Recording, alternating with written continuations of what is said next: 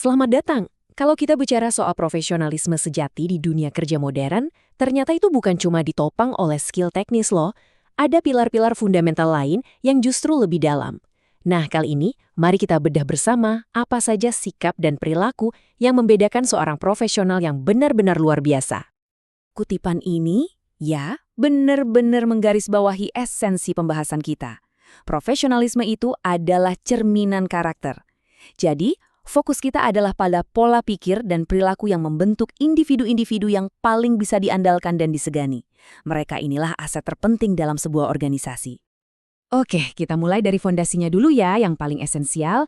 Setiap perilaku profesional yang kita lihat di luar itu sebetulnya berakar pada kerangka kerja internal seseorang, etika yang kokoh, dan pola pikir yang tepat.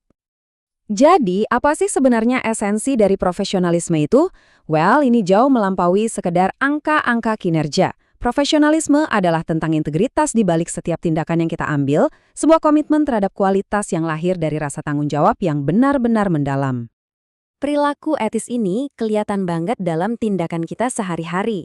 Misalnya, menolak untuk ambil jalan pintas meskipun lagi di bawah tekanan dan konsisten menunjukkan rasa hormat ke semua orang. Inilah yang jadi fondasi reputasi personal kita dan juga budaya kolaborasi yang sehat di level organisasi.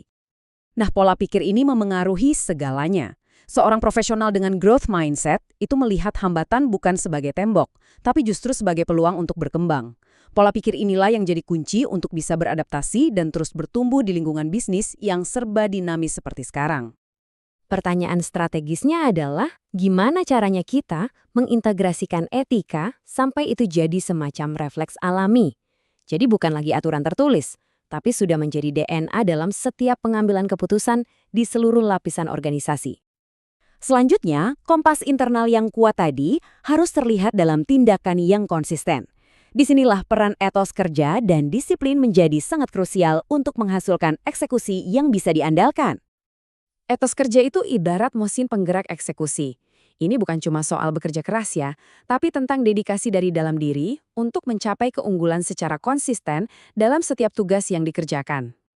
Dan disiplin, ini lebih dari sekedar kontrol diri. Disiplin adalah fondasi dari kepercayaan. Tanpa disiplin, kepercayaan itu jadi rapuh, dan kolaborasi yang solid jadi mustahil untuk terwujud.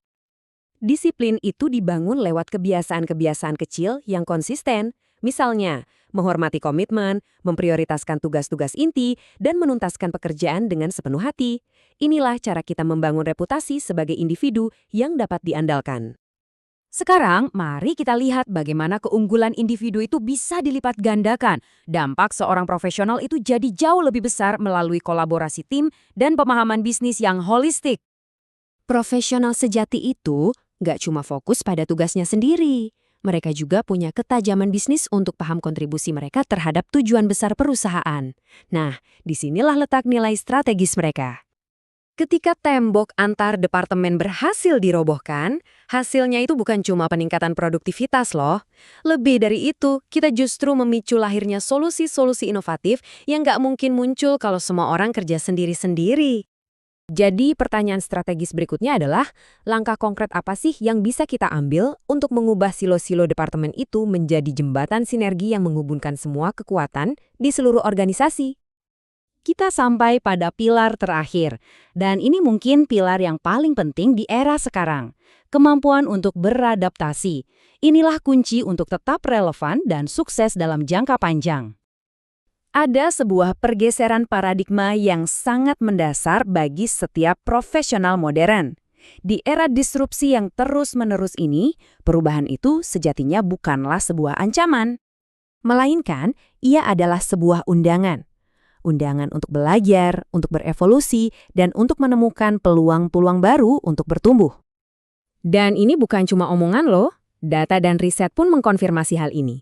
Tim dan organisasi dengan kemampuan adaptasi yang tinggi itu secara konsisten menunjukkan performa yang jauh lebih unggul, terutama saat menghadapi guncangan dan ketidakpastian. Nah, inilah wujud nyata dari seorang profesional yang adaptif. Mereka itu proaktif, selalu haus untuk belajar, dan melihat setiap tantangan baru bukan sebagai rintangan, tapi justru sebagai kesempatan untuk mengasah kemampuan.